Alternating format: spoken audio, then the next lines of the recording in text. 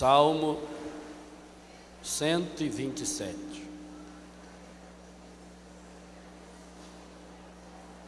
É o salmo de meditação de hoje.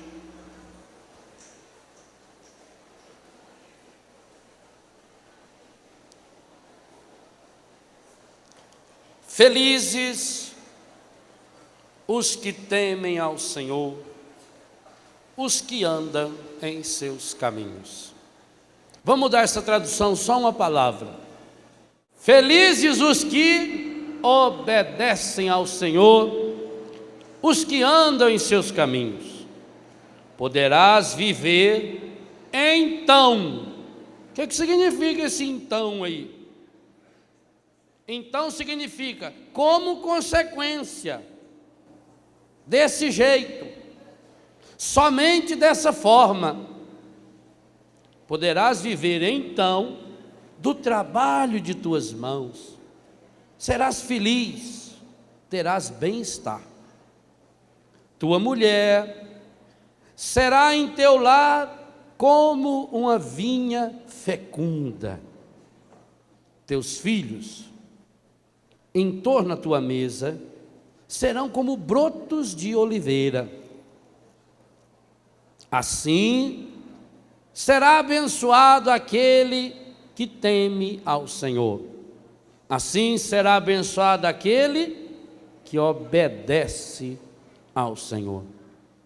De Sião te abençoe o Senhor, para que em todos os dias da tua vida gozes de prosperidade, da prosperidade de Jerusalém, e para que possas ver os filhos dos teus filhos, reine a paz em Israel. Palavra do Senhor. Vamos aplaudir a palavra. É Deus que nos fala. Eu quero continuar aquilo que Deus vem nos falando desde sexta-feira. Nós queremos caminhar, nós queremos andar nos caminhos do Senhor. Ontem de manhã eu falava sobre a felicidade a partir do Salmo 1, dizendo que tem 3 coisas que nos ensinaram errado e que por isso mesmo a gente não é feliz. A primeira coisa que nos ensinaram errado: a felicidade está fora de nós. Alguma coisa que eu ainda não tenho, e eu passo a vida inteira buscando ter o que eu não tenho. Segunda coisa errada que nos ensinaram a respeito da felicidade: a felicidade, por estar fora de mim, faz com que eu passe a minha vida agora temendo perder aquilo que eu tenho. Eu tenho medo de perder as pessoas, eu tenho medo de perder a minha fama, eu tenho medo de perder a minha saúde. Terceira coisa: como a felicidade está fora de mim, como eu tenho medo de perder aquilo que eu tenho, eu passo a evitar aquilo que eu não quero. E no entanto, hoje, a igreja nos apresenta como modelo a Sagrada Família de Nazaré: Maria, José e Jesus. E eu queria dizer logo de cara para você, do ponto de vista humano, a Sagrada Família é um fracasso completo, é um fracasso absoluto. E digo mais: 99% daqueles que se dizem católicos, apostólicos, romanos, na prática jamais deseja seguir a Sagrada Família como modelo. O grande modelo de família, até mesmo para os que se dizem católicos, não tem absolutamente nada a ver com a Sagrada Família. E nós vamos entender por quê. Por isso eu queria propor a você, no início dessa tarde, final dessa manhã, nós queremos, para ser feliz, seguir os passos da Sagrada Família de Nazaré. Entrar no sagrado caminho dessa família. Agora, eu já disse antes 2 frases fortes. Primeira, e repito, porque foi muito bem pensado para poder dizer a vocês: do ponto de vista humano, a Sagrada Família é um fracasso completo e total. Segunda coisa, essa Sagrada Família fracassada do ponto de vista humano não é modelo para a grande maioria das pessoas. Por quê? Porque aí vem mais uma coisa errada que nos ensinaram sobre felicidade. Ensinaram para nós que a gente é feliz quando as pessoas nos aprovam. A pior de todas as drogas, que o padre Jonas falou com muita propriedade hoje de manhã. A pior de todas as drogas não é a maconha, não é a cocaína, não é o crack é uma droga terrível. Depois, a hora que a pessoa dá uma baforada, de 3 a 8 segundos atinge o cérebro e já começa a comer o neurônio da pessoa. Com o tempo a pessoa fica completamente abobada, porque come o neurônio, come e não tem volta. O neurônio destruído é irreversível, não tem jeito. Mas a pior droga não é o crack. A pior droga não é o ice ou o êxtase, drogas atualíssimas. Não é nem o álcool e nem o cigarro. A pior droga é uma droga que está me e te nos viciando. Chama-se aprovação e reprovação. Quando nós somos viciados nessa droga, nós passamos a obedecer, e aí vem, por que nós obedecemos o mundo? Por que nós obedecemos o encardido? Porque a pessoa, quando está sob o efeito da droga, ela faz coisas absurdas, como o Gustavo, aquele menino que trucidou a avó, uma velhinha paralítica na cadeira de roda. A pessoa sob o efeito da droga, ela faz coisas impossível de imaginar, inimaginável. E é por isso que nós também obedecemos ao encardido. Porque, e eu já disse, há uma pregação, inclusive há uma fita aí, com a pregação minha que tem esse tema. Quando nós desobedecemos a Deus, automaticamente, concomitantemente, nós estamos obedecendo ao encardido. Nós sempre vamos obedecer a alguém. Ou obedecemos Deus, ou obedecemos o encardido e o mundo. Nós não temos escolha. E por que nós obedecemos o encardido? E por que nós obedecemos o mundo? Porque nós estamos viciados com essa droga chamada aprovação. E a droga da aprovação, que vem sendo ensinada para nós, pelos meios de comunicação, pela cultura, pela sociedade, desde criança, vai fazendo com que nos tornemos pessoas mascaradas, porque a nossa grande preocupação é o que os outros vão falar de mim. E é por isso que nós não queremos seguir a Santíssima Trindade, não queremos seguir a Sagrada Família, porque disse e tripito, é a terceira vez que falo, é uma família, humanamente falando, fracassada. Uma família que teve, do ponto de vista humano, decepção em cima de decepção. E nós não queremos, nós precisamos da aprovação, nós estamos dopados pela droga da aprovação, e a droga da aprovação faz com que eu viva atrás de aplauso. E muitos de nós, dentro da igreja, não muda muita coisa não, também vive atrás de aplauso. Porque eu quero que as pessoas gostem de mim, eu quero que as pessoas me detestem, mas amem Jesus Cristo, porque Ele é o caminho, só Ele, não tem outro. Padre, eu fiquei muito sentido com o senhor. Ficou? Azar. Agora, triste é quando a gente descobre que Deus está sentido com a gente. Nós não seguimos a palavra, nós não entramos nesse caminho, porque nós estamos atrás da aprovação e do aplauso. O que é felicidade? Todo mundo gostar de mim. Sabe qual é o único jeito de fazer com que todas as pessoas gostem de você? você sendo completamente medíocre. Você viver a vida inteira para fazer a vontade dos outros, e nós nos viciamos nisso. Primeiro eu tenho que fazer a vontade do amiguinho, eu tenho que fazer a vontade do vizinho, eu tenho que fazer a vontade do namorado, e eu acabo fazendo a vontade do mundo. E eu não percebo que eu estou dopado. Gente, o elefante é um... Pronto. O elefante é um bicho imenso e muito forte. O elefante não sabe a força que ele tem. E como é que eles conseguem domar elefante num circo? Simples. Quando o elefante nasce, logo que ele está pequenininho, eles amarram um cabo de aço numa estaca fincada no chão. E o elefante fica o dia inteirinho amarrado. E além disso, aquele cabo de aço é feito com um nozinho próprio, e coloca isso nas partes mais sensíveis do elefante, na tromba, por baixo da boca dele, em algumas regiões das pernas dele.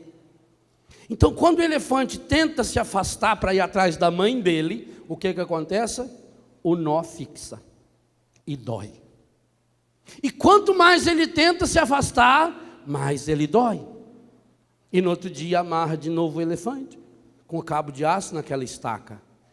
E vai fazendo isso durante meses. E fala-se na memória do elefante exatamente por isso. Porque ele gravou, ele assimilou.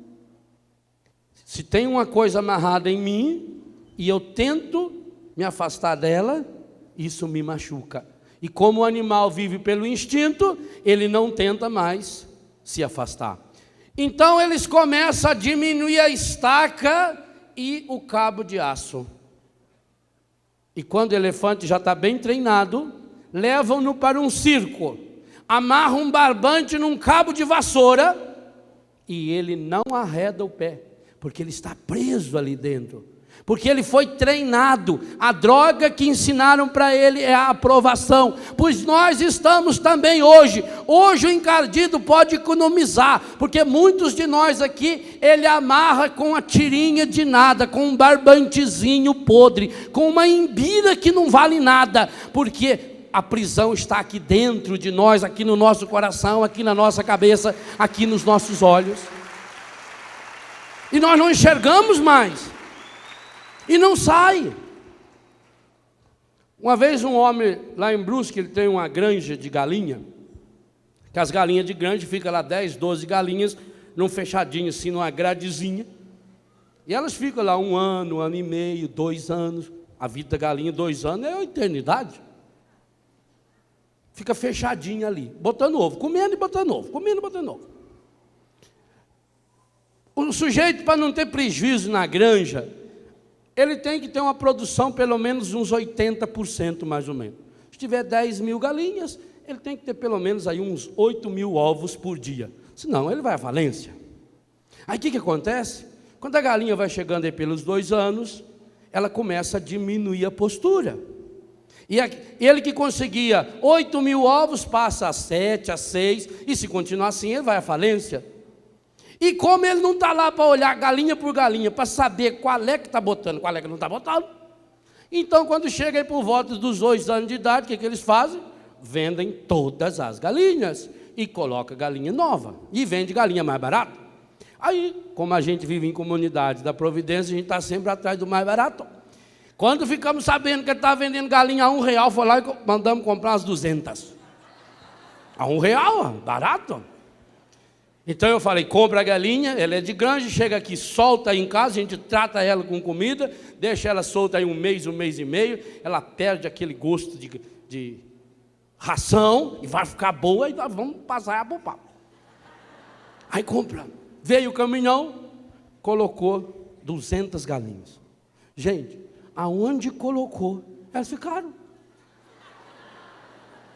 Aí começou a chover, e as galinhas lá encarangadas. Aí chamei o Sandro e fomos nós dois empurrando a galinha. Mas vocês não imaginam o trabalho para levar aquelas 200 antes lá para cima. E você empurrava a galinha para sair da chuva. Olha, leva uns 15 dias. Aí a gente conseguiu levar a galinha e colocar lá embaixo lá de um galinheiro. Dia seguinte, ela estava lá. Você põe a comida lá e as olhas para comer, ela morre de fome. Por quê? Porque 2 anos dentro de uma grade, aquela grade agora faz parte da cabeça da galinha. Ela continua imaginando que a grade está aqui na frente dela. E não tem mais grade. Mas como a grade está dentro dela, ela acredita e ela projeta, ela enxerga essa grade. Passado algum tempo, na beira da estrada, o rapaz vendendo galinha da Angola. Comprei 30. Tem umas 5 só lá em casa. Porque solta a galinha da Angola, a primeira coisa, ela já voa lá para cima da árvore, e vai para um lado e vai para o outro, sumiu a metade. Ela é livre. Aí eu vejo, o encardido, ele quer nos transformar em galinha de granja, que só fica comendo a raçãozinha que ele dá todo dia e botando os ovinhos que ele quer. Nós passamos a reproduzir os ovos e chocamos esses ovos do encardido dia e noite, e não rompemos mais aquela gradezinha que está aqui dentro da nossa cabeça e dentro do nosso coração. E por que nós carregamos essa cadeia? Porque nós temos medo de receber a reprovação social. Eu preciso ser aprovado. Então me ensinaram, eu preciso de aprovação, eu preciso de aplauso, eu preciso de apreço, eu preciso de sucesso, eu preciso de estabilidade, eu preciso de poder, eu preciso de segurança. E eu vou dizendo a vida inteira, eu preciso. E eu passo a vida inteirinha tentando conseguir preencher esse vazio. Mas esse vazio não preenche, porque o meu coração não pode ser preenchido por nada, nem por ninguém que esteja fora de mim. E será que eu quero seguir o fracasso da Sagrada Família? Qual é a profissão de José? Carpinteiro. Vocês imaginam quando José ficou sabendo que ele ia ser o pai do Filho de Deus? Mais ainda, o anjo disse a ele: será responsabilidade sua registrar o menino. Você vai dar nome ao Filho de Deus. Qual é a primeira coisa que vocês acham, se fosse José, que você ia fazer? Um berço. Carpinteiro. Eu imagino que José foi imediatamente preparar a melhor madeira que ele tinha.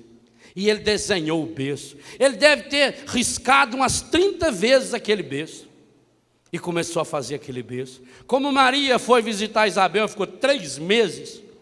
Ele teve tempo suficiente, toda noite ele terminava o serviço dele, ele ia para casa, ficava lixando o berço, e caprichando, e fazendo umas bolinhas, e foi um negócio de balança assim embaixo, para amarrar uma cordinha, para puxar o rapazinho quando estivesse chorando, né? Ele era o carpinteiro. A surpresa dele foi quando Maria voltasse, ele queria lhe mostrar o berço. E Maria, o que ele ficou fazendo lá na casa de Isabel? Crochê e tricô. Sim, senhora. Pois o servicinho à toa, cuidar de uma senhora, de uma criança, numa casa de pobre daquela, que tinha 3 pratos, 2 panelinhas lá, umas coisinhas à toa. Não tinha televisão para assistir. Maria, além de ficar fazendo, e a outra coisa, uma economia danada, porque como o anjo já deu o ultrassom completo, falou: ei menino, ela só precisava fazer azulzinho, não precisava fazer cor de rosa, já economizou. Maria fez um enxovalzinho que era um espetáculo. Passou aqueles bicos assim, azuladinho e desenhado. Ela já sabia o nome dele, já pintava as iniciais assim. Não? Vocês acham que não, gente? As senhoras mais antigas aí, não faziam enxovalzinho? Que coisa bonita. Cortava aquele saco de estopa, né? De açúcar.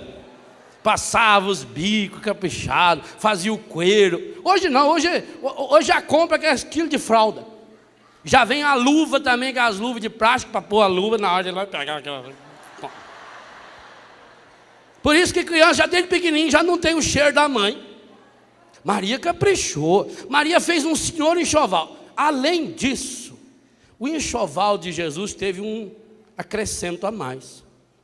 Criança cresce muito rápido. Como João Batista nasceu, em 3 meses o rapazinho já estava fortinho, já não servia mais sapatinho, já não servia mais o bonezinho, o coelhinho. Quando saiu da casa de Isabel, Santa Isabel já fez uma. E outra, Santa Isabel tinha demais. Porque quantos anos a coitada da velha estava esperando para ter um rapazinho. O que ela tinha, o que Santa Isabel tinha de enxoval é um absurdo. Ela deu mais da metade. Maria veio com 2 sacos enormes, encheu o berço. Foi a primeira coisa que Deus aprontou com os 2? Quando Jesus nasceu, ele que tinha o mais belo enxoval do mundo, foi enrolado em trapo. Ele que o pai dele tinha feito o berço mais lindo da Galileia, teve que dormir num coxo. Olha o fracasso. Imagina, se José e Maria ficassem preocupados com o que iam falar dele. Aliás, já começa na própria aceitação de José. Ele ia aceitar uma esposa grávida? Ele sabia que era por obra de Deus, mas se ele ficasse, graças a Deus que José não tinha essa droga, ele não tinha essa dependência de precisar da aprovação das pessoas, porque senão ele não teria aceito. A própria família de José ia falar o quê? Tenta imaginar a situação. A Sagrada Família é um fracasso humano. E no entanto, porque são felizes. Felizes os que obedecem ao Senhor e que andam em seus, mesmo quando esse caminho parece um absurdo. José e Maria sabiam que estava próximo a data do nascimento de Jesus? Só se fossem irresponsáveis, e isso eles não eram. Porque se fossem responsáveis e soubessem que ia nascer em 1 semana, ele iria fazer uma viagem daquela, atravessar deserto e tudo, para chegar lá na época do nascimento. Eles não sabiam. E não sabiam exatamente porque não tinha tido a participação humana. Veio de surpresa. Olha o fracasso de um pai e de uma mãe. Você, pai e mãe, que vive dizendo, eu quero dar o melhor para o meu filho. Maria e José, chamados a ser os pais de Jesus Cristo, o único Filho de Deus feito gente, foram irresponsáveis, segundo o mundo. Ficou lá E outra, nunca mais ele viu. Aquele berço não se sabe quem usou. Talvez tenha sido um dos santos inocentes, não se sabe. O enxoval de Jesus não se sabe que fim levou. Alguém deve ter pego, porque eles abandonaram, ele foi embora. José foi embora às pressas. Ele já estava lá em Belém, do outro lado do país. E de lá ele teve que ir às pressas e foi para o Egito. Mas o que faz essa família ser a Sagrada Família de Nazaré? A qualidade número 1 dessa família. Porque é completamente obediente a Deus. A Sagrada Família é o modelo de alguém e de uma família completamente livre. Então a primeira grande liberdade de Maria e de José, liberdade em relação aos outros. Não se preocuparam com o que as pessoas diziam ou com o que as pessoas deixaram de dizer. Porque eles tinham uma fidelidade a Deus, eles queriam viver um projeto de Deus, e de fato viveram. E quando se quer viver um projeto de Deus, preste atenção, se a primeira grande característica da Sagrada Família, José, Maria e Jesus, são 3 completamente, cegamente obedientes a Deus, e portanto, segunda característica, são completamente livres. Terceira característica, porque romperam com os preconceitos e conceitos daquela sociedade, eles puderam ser guiados pelos anjos de Deus. Que coisa espetacular! Quando José teve problema, ele não escondeu o seu problema. Ele foi conversar com Deus em oração. E ele falou para Deus que ele estava em dúvida. Ele disse para Deus que ele estava numa situação difícil. Mas como ele era um homem justo, ele pensou em abandonar Maria. Mas que justiça é essa que abandona? Exatamente por isso, porque se José tivesse abandonado Maria, a culpa recairia sobre ele e não ela. Ela seria preservada. E José nunca duvidou de Maria. Se ele tivesse duvidado de Maria, ele não pensaria em abandoná-la no silêncio. Ele não pensaria em abandoná-la em segredo. Se José tivesse duvidado de Maria, ele teria que cumprir a lei, porque ele era um homem justo. Justo significa aquele que vive de acordo com a palavra. José, para viver de acordo com a palavra, se duvidasse de Maria, tinha que levar Maria para Joaquim e Ana, os seus pais, e ser os primeiros a apedrejá-la. Ele não duvidou de Maria. Ele sabia que estava não diante de um problema, ele sabia que estava diante de um mistério. E diante de um mistério você se cala e abre o seu coração em Deus. E foi o que José fez. E por isso, porque o seu discernimento foi em Deus, ele pôde ter a assistência do anjo de Deus, dos anjos de Deus. Aliás, a Sagrada Escritura é marcada pela presença dos anjos de Deus. São os anjos de Deus que iluminam o povo de Deus, para que ele esteja firme no caminho, de dia como iluminando o guia, de noite como uma luz que guiava, que iluminava. É o anjo de Deus que vai buscar os verdadeiros companheiros para os seus filhos, como nós lemos no livro de Tobias. Quando Tobias teve que sair para exercer uma função para o seu pai Tobit invocou a presença do anjo de Deus, e o anjo Rafael foi. O anjo Rafael acompanhou Tobias, trouxe ainda o remédio para curar a cegueira do pai, trouxe ainda o remédio para curar a cegueira espiritual, a contaminação da sua futura esposa, e transformou a sua vida. Muitos de nós nunca tivemos a companhia do nosso anjo da guarda, porque nós desobedecemos a Deus, porque nós obedecemos o encardido. E o anjo de muitas famílias é a televisão ligada dia e noite, nos programas mais esdrúxulos, mais absurdos, mais pornográficos que existem.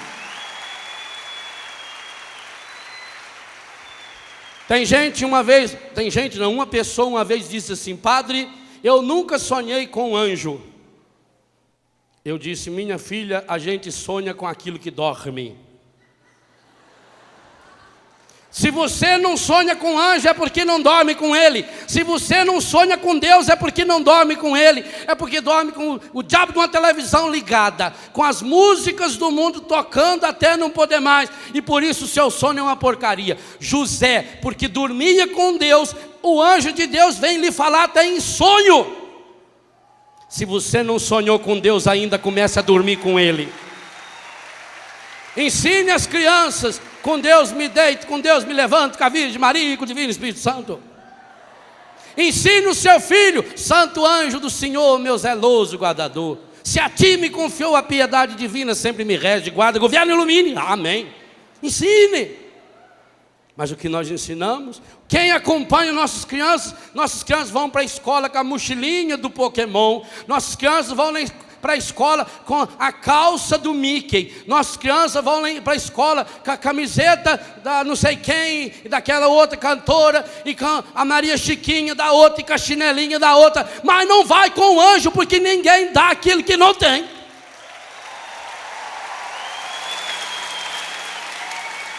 É triste. Quer seguir uma família fracassada? Família de Nazaré. Diante do mundo, imagine o que comentaram deles. Mas José não estava nem aí para isso. José, porque não dava ouvido para o que as pessoas diziam, ele podia dar ouvido para o que Deus diz. Se você quer dar ouvidos para o que Deus tem a lhe dizer, a primeira coisa é cerre os seus ouvidos para aquilo que a sociedade, principalmente essa sociedade hipócrita, que só vive na aparência, que só vive para o ter, que está nadando e morrendo na praia, que está se desestruturando. É preciso ter a coragem de fechar o ouvido e dizer: eu tenho que ser surdo. José fez exatamente isso. A fé de José não é uma fé cega, é uma fé que enxerga longe. Não é uma fé surda, é uma fé que escuta Deus até nos sonhos. E isso que era característica marcante de José, era também Maria. Maria também não aceitou passivamente Deus na sua vida. Maria questionou, Maria perguntou: como se fará isso? Eu não conheço homem, significa, eu ainda não tive nenhum relacionamento sexual com homem. Maria pergunta para Deus, e quem pergunta para Deus tem a resposta, do mesmo jeito que quem pergunta para o encardido ganha a resposta. Aliás, o encardido é especialista em dar a resposta até sem você perguntar, quanto mais você perguntar, porque ele é enxerido. Jesus disse que ele se disfarça de passarinho. Olha, só no Brasil tem 7.000 espécies diferentes de passarinho. O encardido está lá em Mateus 13, em Marcos 4, que o encardido, ele se disfarça de passarinho para roubar a palavra de quem? De quem está à beira do caminho. Então não fique à beira do caminho, entra nesse caminho, entra nessa estrada. Aqueles que estavam à beira do caminho, o encardido veio voando, feito um passarinho, uma sairinha de 7 cores, levou embora. Maria pergunta, e Deus responde. E porque Deus responde no seu coração, ela obedece. Obedientes a Deus. Por que obedientes? Livres. Eu fico impressionado com a liberdade da Sagrada Família de Nazaré. Maria, quando foi para a casa de Isabel, não avisou José. Disse que o anjo se afastou dela, versículo 38, versículo 39, diz que ela levantou-se e foi às pressas. Que liberdade é essa? Quando ela precisou, acolheu Deus, e Deus lhe fez uma proposta, gente, absurda, uma proposta que mudava a sua vida e a vida do seu noivo. Ela não foi consultar o noivo. Ela disse sim. Do mesmo jeito José, quando o anjo diz para ele: pegue o menino, levanta, toma o menino e a mãe e foge para o Egito. Ele não consultou Maria, ele levantou de noite, pegou a mãe e o menino, enfiou em cima do jumentinho, vamos embora que é tarde. Por que José não consultou Maria? Por que Maria não consultou José? Porque a vontade de Deus não é fruto de concessão, a vontade de Deus é fruto da obediência à palavra de Deus.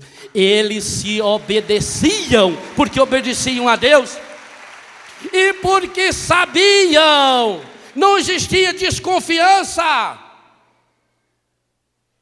As pessoas são bestas demais, sofrem porque quer, cada um tem o seu jeito de ser besta. O bicho que mais se reproduz no mundo hoje é anta. Eu nunca vi como é que é de uma proporção absurda. Se o meu marido não me explicar direitinho, eu não vou perdoá-lo. Minha filha, perdoa ou não perdoa, porque a explicação dele não vai mudar o fato. Ou vai mudar? Ou você quer ser enganado?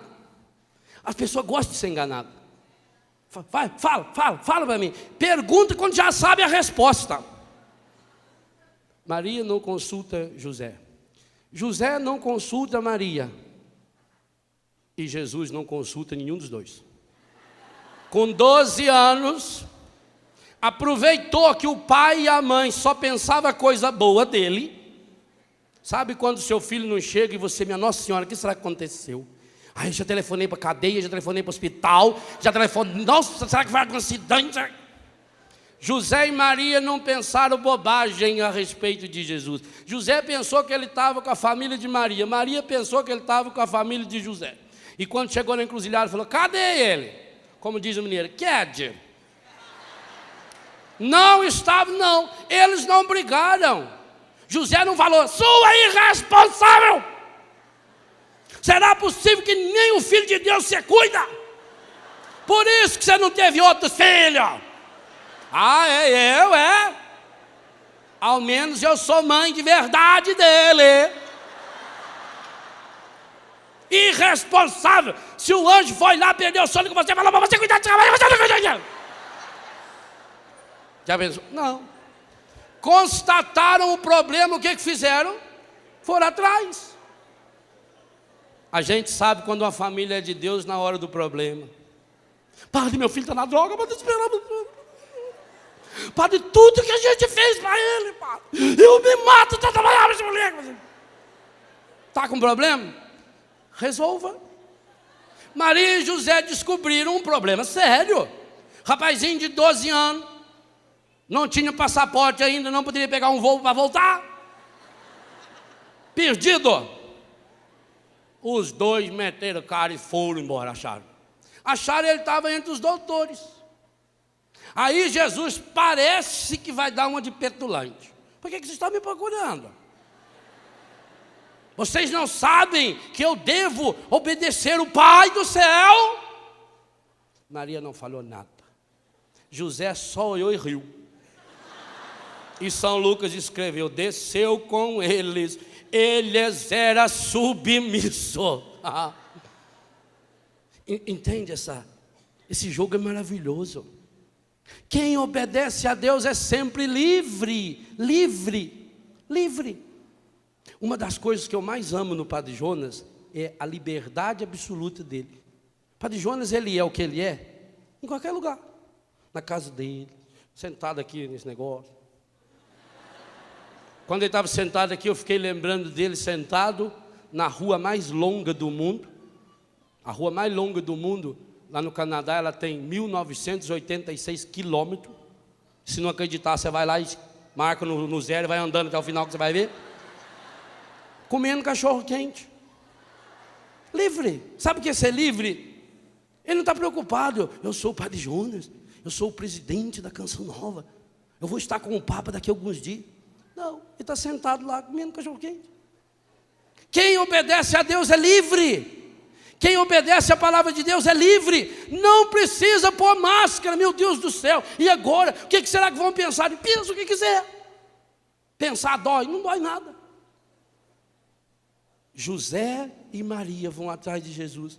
E engraçado, Maria só perguntou: por que você fez isso? E ele respondeu. Não discutiram. Não houve briga, não houve reclamação, nada. Maria e José entenderam que Jesus tinha que obedecer ao Pai, que Jesus tinha que fazer a vontade do Pai. Mas Jesus também entendeu que ele, nascido menino, precisava crescer em idade, sabedoria e graça. E que para crescer em idade, sabedoria e graça, o pai havia escolhido aquele fracassado casal do ponto de vista humano. Um casal que não tinha endereço fixo. Tiveram que ir para o Egito, sem terra. Atravessar aquele deserto. Desempregado. Eu imagino o que José e Maria não passaram num país estranho. Mas porque o amor de Deus é maior, e o Filho de Deus tinha que ir no Egito. O Egito era o começo da escravidão. Foi no Egito que o povo de Deus aprendeu a obedecer o encardido. Pois então o Filho de Deus tinha que ir no Egito para ensinar o povo a obedecer a Deus, única e exclusivamente a Deus. É por isso que Jesus vai ao Egito. Jesus vai ao Egito para iniciar lá a verdadeira e definitiva Páscoa, ensinando para as pessoas que aquilo que o faraó mostrava é o que nós hoje também continuamos buscando. Por que as pessoas são infelizes? Porque não obedecem ao Senhor e porque não seguem os seus caminhos. Seguir os caminhos do Senhor é estar disposto, é estar disposta a enfrentar as críticas, a enfrentar as calúnias, a enfrentar as fofocas. Ah, gente, você conhece algum homem, alguma mulher de Deus que não passou pela calúnia? Não existe nenhum padre, ao menos algum padre que tenta viver o seu sacerdócio nesse país, que não tenha sido até hoje perseguido. Por quê? Porque ninguém pode acreditar nisso que o padre falava aqui antes. Como é que vão acreditar que um homem e uma mulher possam ser amigos, possam ser irmãos, sem estar indo para a cama? E sabe por que não acredita? Porque não é capaz de viver. Quem não é capaz de viver a castidade, não acredita em castidade. Começa a duvidar de você. Os meios de comunicação também estão o tempo todo dizendo que não existe nenhum homem fiel, nenhuma mulher fiel. E eu digo a você, existe um monte. Eu conheço um monte. Mas um monte. Aliás, 99% dos que eu conheço são fiéis.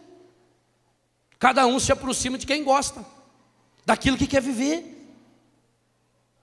Então qual é o modelo de família que se apresenta? Qual é o modelo de castidade que se apresenta? Quem acredita nisso? É fofoca em cima de fofoca, é calúnia em cima de calúnia. Por quê? Porque eu não posso entender que um outro viva diferente daquilo que eu vivo.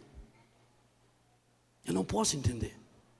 Eu não posso entender que alguém tem uma experiência de Deus diferente. Maria e José, do ponto de vista humano, fracassados, não deram ouvidos ao que as pessoas diziam ou deixavam de dizer. Eles tinham uma trilha, eles tinham uma meta, eles tinham um caminho, e por isso eles eram livres, por isso eram obedientes, e por isso os anjos de Deus estavam contínua e constantemente servindo-os, orientando-os na hora da dúvida, na hora da dificuldade. Não é interessante que Maria, José e Jesus têm um relacionamento tão íntimo com os anjos? O anjo veio conversar com Maria. Nós rezamos todos os dias, o anjo do Senhor anunciou a Maria. O anjo foi conversar com José. Quantas vezes aparece Jesus se relacionando com os anjos? Os anjos já foram, primeiro, os anjos foram os primeiros evangelizadores do mundo.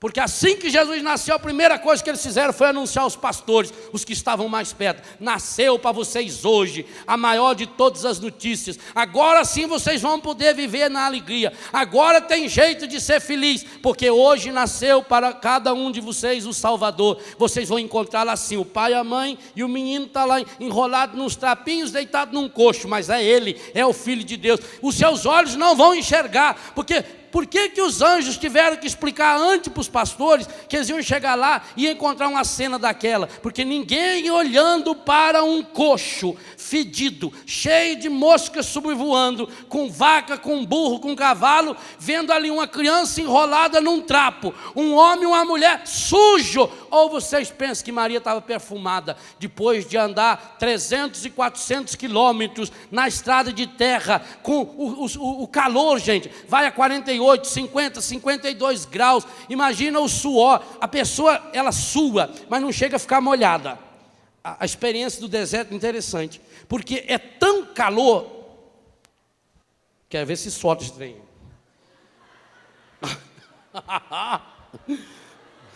Arruma outro, ou vou para o deserto, que lá não tem problema. A pessoa, o suor é tão intenso, mas a secura do ar é tão grande, que quando o suor sai, já está. Muito obrigado. A Lu hoje está servindo a Deus, puxando Bíblia, arrancando toalha.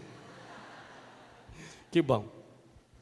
O suor não chega a sair, porque quando ele sai, já seca. Então você descobre que suou muito de noite. Quando você vai tomar banho, o rosto, aquilo está grosso assim, salgado. Se você passa sem querer a mão na boca, imagina passar, é como passar a mão cheio de sal na boca. Maria não estava cheirosinha, não. Maria estava fedendo.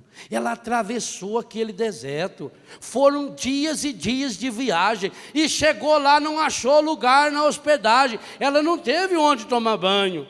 Imaginem a barriga grande, crescida, o suor, o cansaço. Vocês imaginam José limpinho? O dia que você for abraçar o irmão na rua, o dia que você receber, quem sabe, um filho, uma filha drogado, como eu tive a graça uma vez de receber um menino, que eu tive que botar perfume no meu nariz, porque dava ânsia de vômito, e esse menino, graças a Deus, terminou a 8ª série na minha casa. Meu filho vai agora para o 2º grau, se Deus quiser. 6 anos que mora lá em casa, 6 anos. Então quando você pega um cheiro daquele, gente, aquilo dá ânsia de vômito. A pobreza fede, a sujeira do mundo fede, o ser humano fede. Maria e José estavam fedidos no corpo, porque o coração, aquele coração era puro, limpo, suave. O mundo diz para você: seja perfumado, seja cheiroso, coloque roupas exteriores, você precisa ficar bonita, você gaste muito dinheiro com as coisas exteriores, mas o seu coração está fedido, pior do que um suor de dias e dias no deserto, fedido de mágoa, fedido de ressentimento, fedido de ódio, fedido das drogas, fedido da prostituição, fedido pelo aborto, e por isso as pessoas estão perdendo o sentido da vida, porque esse fedor brota de dentro para fora. O que nós estamos assistindo é alguns reflexos desse fedor. Ele será muito, muito, muito pior. Então como é que eu vou enxergar que numa mulher suja, descabelada, ou vocês acham que Nossa Senhora tinha espeinho para ficar ajeitando? Maria não retocou a maquiagem quando chegou em Belém. Por isso também que nem estranharam o fedor daquele coxo. José estava sujo, barba por fazer, o cabelo. Imagina o cabelo de um homem que atravessou o deserto inteiro, alguns dias de viagem, e vai, quando está chegando em Jerusalém, começa a subir, vai pegando aquele vento com poeira, aquilo vai entrando no cabelo. O cabelo de José devia de ser uma coisa enorme, feia, como o de Maria. Vai reconhecer aí o Filho de Deus? E ainda pior, enrolado num trapo? Imagina, você reconheceria? É facinho de saber. Quantas vezes você reconheceu esse Jesus estrupiado, sujo, fedido, caído nas calçadas, inclusive das portas de muitas e muitas igrejas, e depois diz assim: oh meu Deus, por que será que tudo dá errado na minha vida? Por que será que Deus não escuta a minha oração? Quantas pessoas, enquanto estão plantando bananeira no Espírito lá em torno de Jesus, ó Senhor, porque Jesus está no ostensório e eu estou adorando Jesus, ó Senhor, aleluia, ó Senhor, obrigado Senhor, e quando sai tem um irmão caído ali, sujo, drogado, prostituído, machucado e ferido. O que eu faço? Eu contorno. Ou quem sabe, falei: ô Senhor, cuida dele, Senhor. E o Senhor está dizendo: mas eu quero cuidar, é por isso que eu pus ele no seu caminho, eu quero cuidar. O anjo precisou avisar José e Maria, o anjo foi avisar os pastores, o anjo pulou de alegria no nascimento de Jesus, o anjo conduziu Jesus, e quando Jesus vai para o deserto, o início da sua missão, quando o encardido foi tentá-lo, e ele disse não exatamente às propostas do mundo, não ao poder, não ao ter, não à aparência, não ao poderio, ao elogio, porque você pode jogar aqui de cima e os anjos vão vir te catar. E ele disse: não, adorarás o Senhor teu Deus, nem só de pão vive o homem. E talvez essa seja uma das palavras que Jesus mais tem a vontade de falar hoje para o pai e para a mãe de família: nem só de pão vive o seu filho, nem só de emprego, nem só de estudo. Se você não der a palavra de Deus para o seu filho, tudo que você der a ele, tudo será contrário a ele mesmo, vai ser usado contra ele. E Jesus teve a coragem de dizer não para o encardido, e porque ele disse não ao encardido, os anjos de Deus vieram servi-los. E a Bíblia nos diz, e o catecismo da igreja nos diz uma coisa, meu irmão: você tem um anjo exclusivo para cuidar de você. E por que você não escuta esse anjo?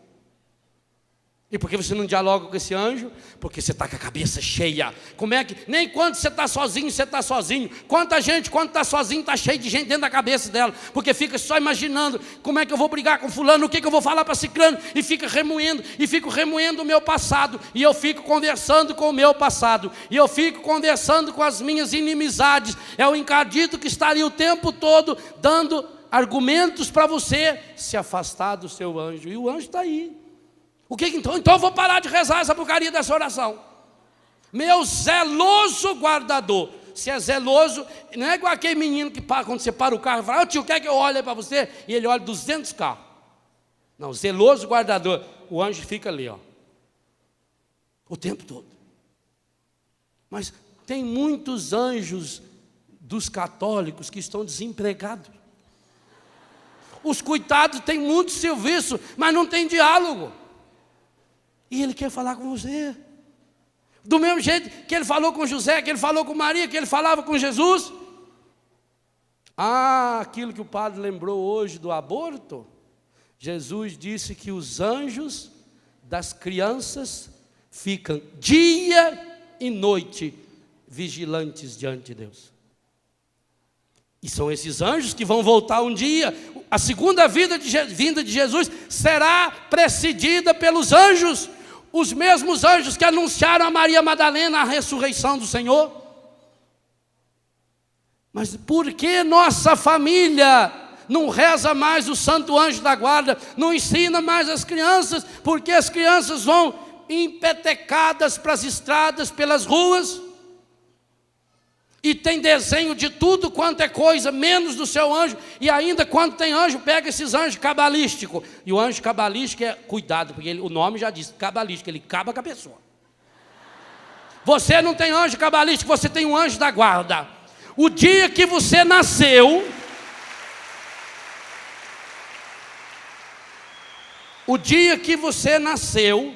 foi o dia que Deus terminou o serviço dentro da barriga da sua mãe.